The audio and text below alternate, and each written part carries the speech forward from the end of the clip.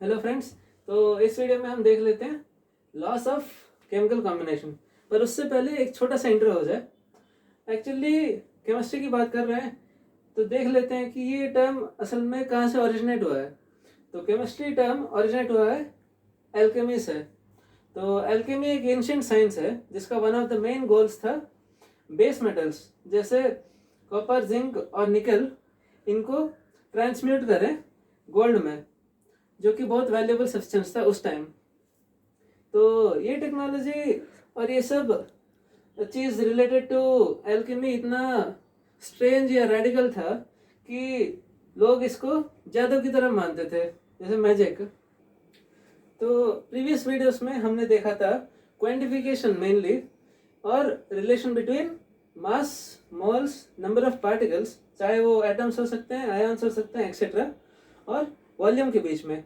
इस वीडियो में हम देखने वाले कैसे एलिमेंट्स को कंपाउंड्स में कन्वर्ट किया जा सकता है और the loss that govern this processes, तो वो है लॉस ऑफ केमिकल कॉम्बिनेशन। पहला है लॉ ऑफ कंजर्वेशन ऑफ मास। ये प्रपोज किया गया था एंटोनी लेवोजियर से, जो कि फ्रांस के थे 1774 में। एंटोनी लेवोजियर एक बहुत फेमस साइंटिस्ट थे और उन्होंने डिस्कवर किया था ऑक्सीजन का रोल कंबशन में।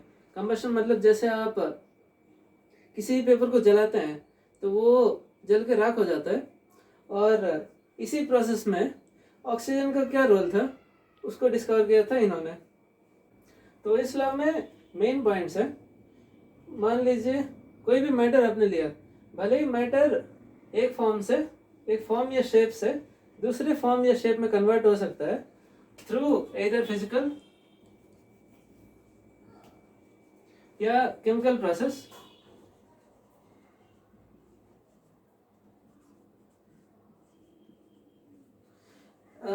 एक फॉर्म से दूसरे फॉर्म में, ये जस्ट सिंबॉलिक डायग्राम्स है। जैसे मान लीजिए कि एक तरह से दूसरे मैटर में चेंज हो गया इधर थ्रू फिजिकल और केमिकल प्रोसेस, उसका मास जो है कभी चेंज नहीं होता।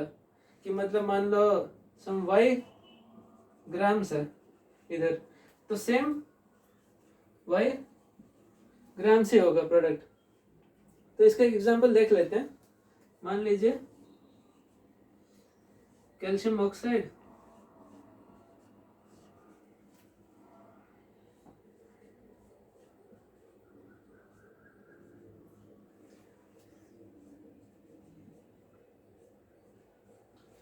Calcium oxide plus CO2 gives calcium carbonate. तो कैल्शियम ऑक्साइड अपना सॉलिड है, कैल्शियम कार्बन डाइऑक्साइड गैस, और फाइनल प्रोडक्ट है कैल्शियम कार्बोनेट। अगर इसका हम 56 ग्राम्स लेते हैं कैल्शियम ऑक्साइड से और इसको 44 ग्राम्स ऑफ कार्बन डाइऑक्साइड, तो 100 ग्राम्स ऑफ कैल्शियम कार्बोनेट मिलेगा। तो इसको एक और तरीके से बता सकते हैं कि एक रिएक्शन में मैटर कभी लूज नहीं होता, मतलब it can nether be created nor destroyed. तो एक फॉर्म से दूसरे फॉर्म में, जैसे देखिए ये कैल्शियम ऑक्साइड सॉलिड है और कार्बन डाइऑक्साइड गैस है, पर अपना एंड प्रोडक्ट है सॉलिड। और अगर इसका टोटल लेंगे हम मास टोटल, तो 56 प्लस 44 100 ग्राम्स और 100 ग्राम्स, ये कभी चेंज नहीं होता। तो प्रीवियस एग्जांपल में हमने डिस्कस किया था law of conservation of mass, जो कि है मास ऑफ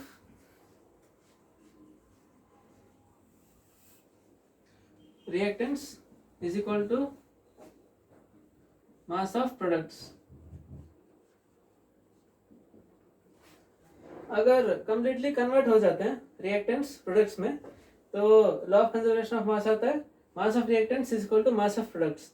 पर अगर इनकम्प्लीट रिएक्शन हुआ तो लॉ चेंज हो जाता है ऐसे,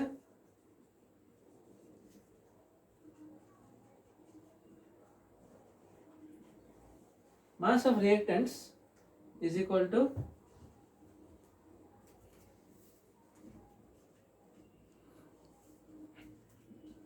मास ऑफ प्रोडक्ट्स प्लस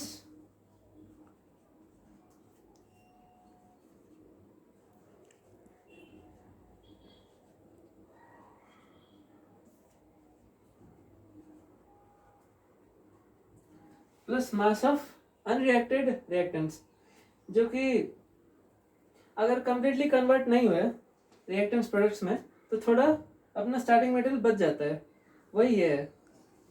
तो इस लॉ में एक छोटा सा लिमिटेशन है कि जैसे nuclear reactions,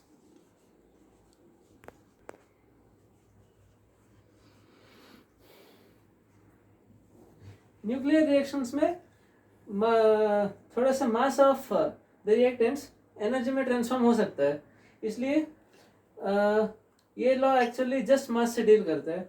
so mass to energy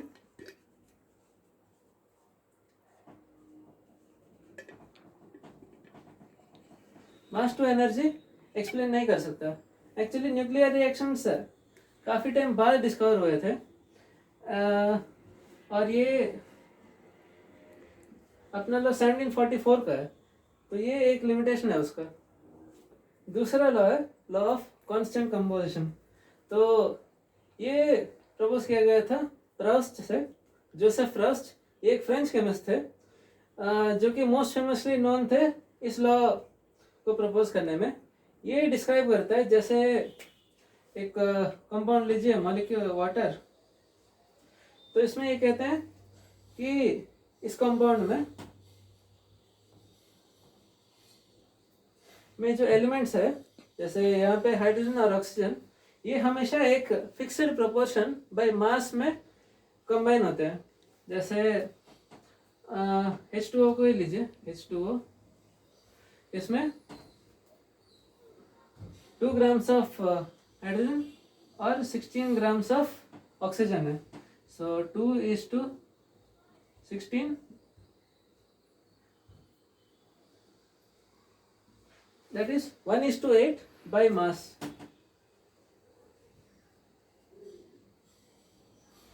तो कहीं से भी वाटर लीजिए तो उसमें हमेशा हाइड्रोजन और ऑक्सीजन का रेशियो 1:8 बाई मास होगा। जैसे आप अंटार्कटिका ही चले जाओ या फिर इंडियन ओशन में ही चले जाओ, हर जगह वाटर का सेम कंपोजिशन बाय मास होगा, हाइड्रोजन और ऑक्सीजन का। तो एक लिमिटेशन है लॉ ऑफ कांस्टेंट प्रोपोर्शन का कि ये आइसोटोप्स के केस में फेल होता है। जैसे एक एग्जांपल देख लेते हैं, वाटर, ऑक्सीजन के 2 आइसोटोप है, O16 और O18।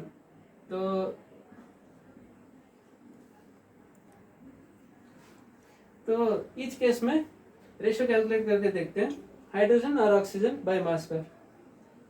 तो पहले केस में आता है 2:16, 1:8,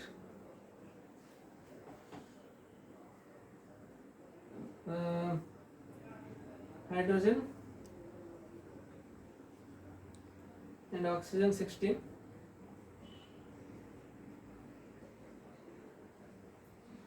का रेशियो।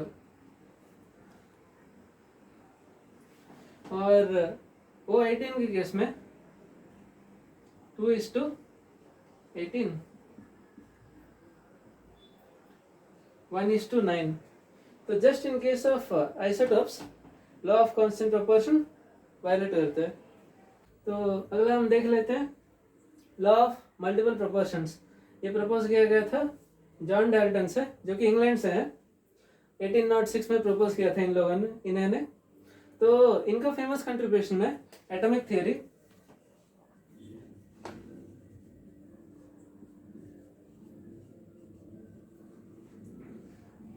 तो एटॉमिक थियरी इनका फेमस कंट्रीब्यूशन है।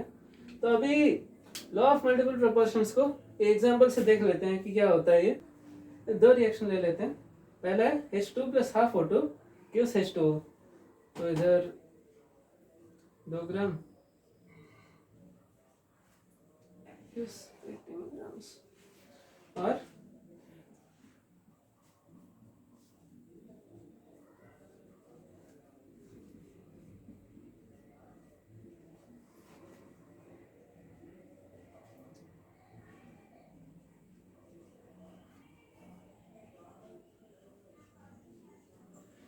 और दूसरा रिएक्शन है hydrogen plus oxygen gives hydrogen peroxide. So 2 grams of hydrogen react करते हैं 32 ग्राम्स ऑफ ऑक्सीजन से to give 34 grams of H2O2।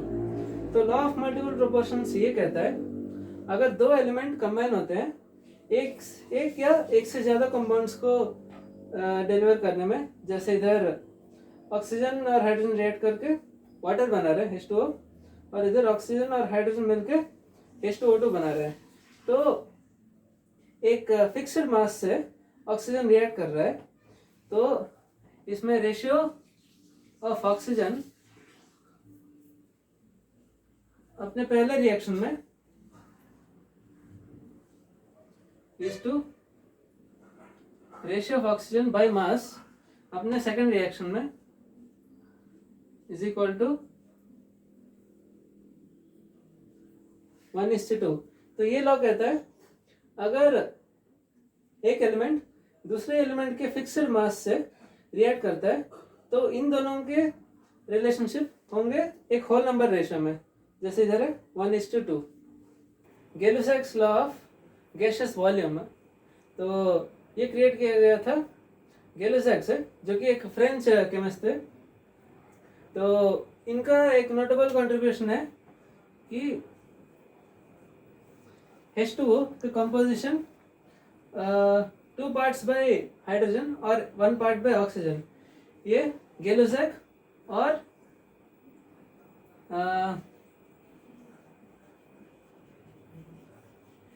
Alexander von Humboldt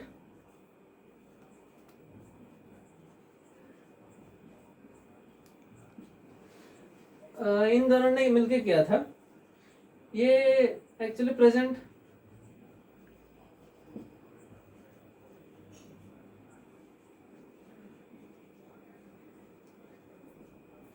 day Germany के थे ये, और इनका दूसरा नोटेबल कंट्रीब्यूशन है 2 गैस लॉस, जो कि हम नेक्स्ट सेक्शंस में सीखने वाले हैं। तो Gay Lussac's law of constant of gaseous volumes क्या कहता है? तो ये कहता है कि प्रोवाइडेड सब all gases are at same temperature and pressure, तो ये लॉ कहता है कि दे either combine or evolve in the chemical reaction in a fixed volume or a simple ratio of their volumes। तो एक एग्जांपल देख लेते हैं।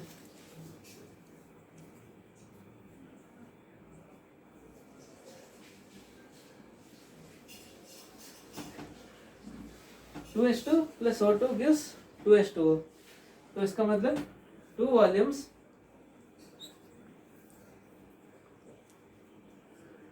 ऑफ हाइड्रोजन कंबाइन हो रहा है इधर 1 volume of oxygen to give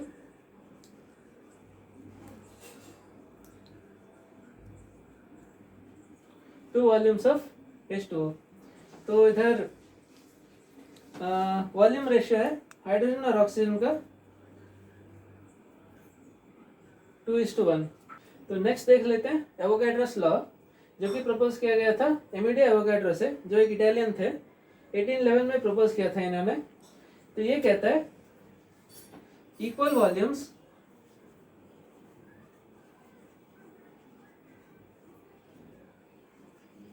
of all gases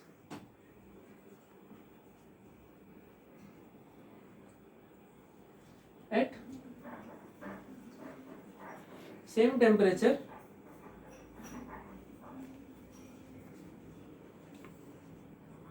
and pressure contain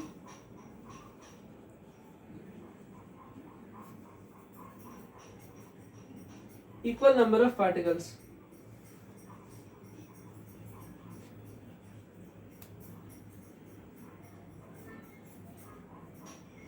तो ये लॉ मेनली कहता है कि अगर मान लीजिए हमारे पास